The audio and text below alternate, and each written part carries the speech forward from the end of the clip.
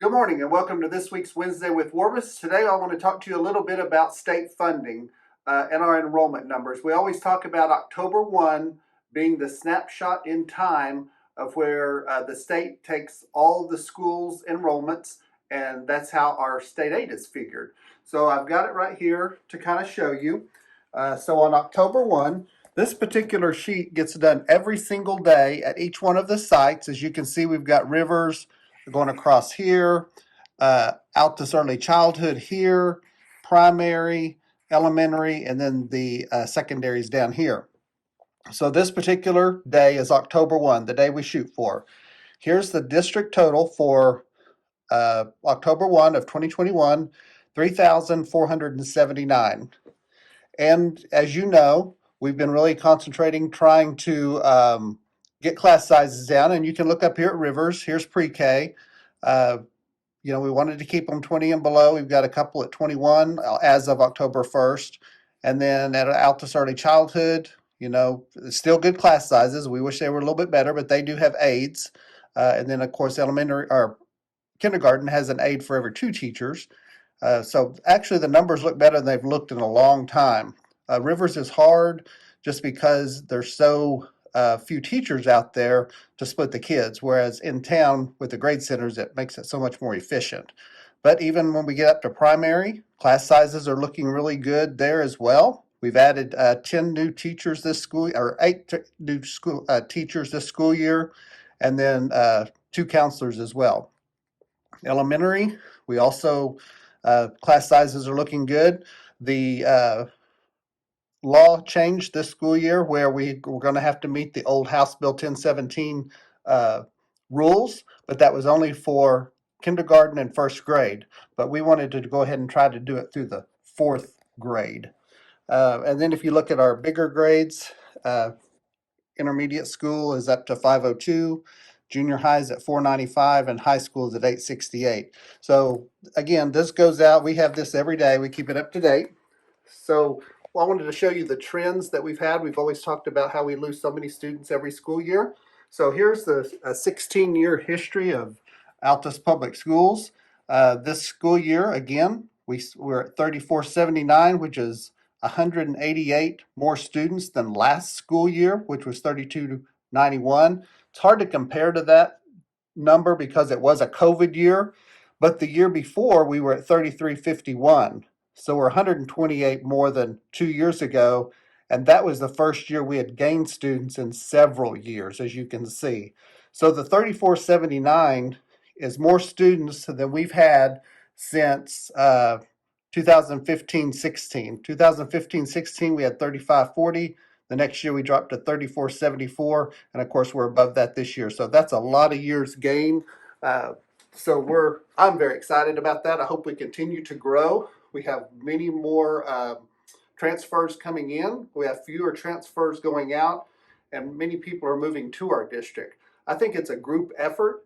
Number one, I think we're a great school, great teachers, great opportunity for kids, so people want to come here. We have a lot of construction going on, which is exciting. We have a lot of extracurricular opportunities for students, but also think just the community of Altus. We're all working well together. The city's got a lot of exciting things going on. The county's working on things, got the courthouse being updated. Just some excitement in our area, and I think it's drawing people in, and our student numbers are showing. Also, the base is a little bit different than it has been with the A-team, the old A-team, the mechanics older and retiring. A lot of the mechanics that are being hired are younger and they have kids. They're also projected they need about 300 more mechanics out at the base. So if they ever do actually fill those, our numbers will really continue to grow because a lot of those, again, like I said, are younger, especially the grower owned out at the technology center. Younger kids or younger adults are taking those classes and getting great high-paying jobs, $40,000, $50,000 starting out at the base. So that's helping. There's a lot of exciting things going on in Altus, and I think our numbers show it. Also, I'd like to show you kind of how the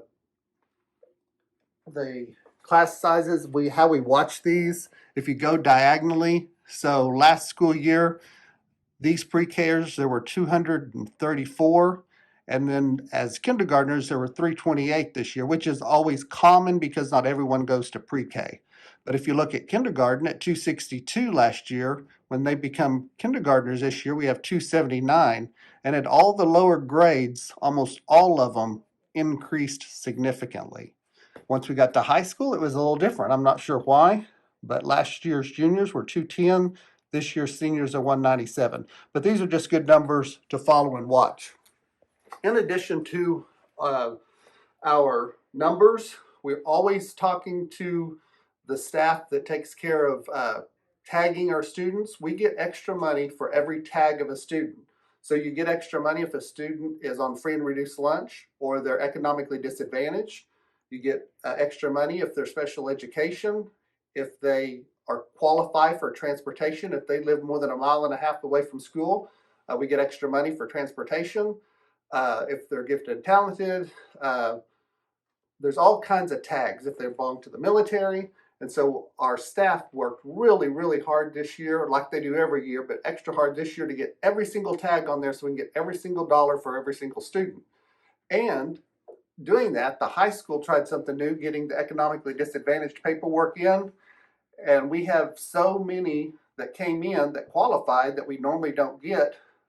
Every school in the district would have qualified for free lunches.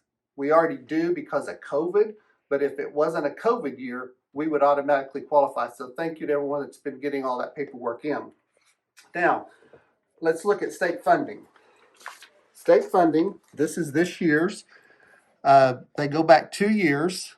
So in 2020, our ADM was 5,422.50, which that was a high number because of our enrollment that we talked about being 3291. And for each student, they get weighted according to their tags. The more tags they have, the more they're weighted as a student because you get more money. Last year, since our enrollment was down, it was only 5,261.48.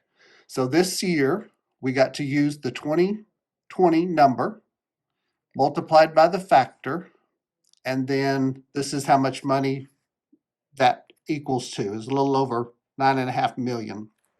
So what also happens is that you either get the highest of the last 2 years or the first 9 weeks. So this first 9 weeks, our enrollment's higher, our tags are more, so that weighted ADM is going to be higher. So we should get a midterm adjustment. Normally when we get a midterm adjustment, they take money away, but we're projecting maybe $300,000 or $400,000 more at the midterm because of more students and more tags on our students. So that's going to pay off.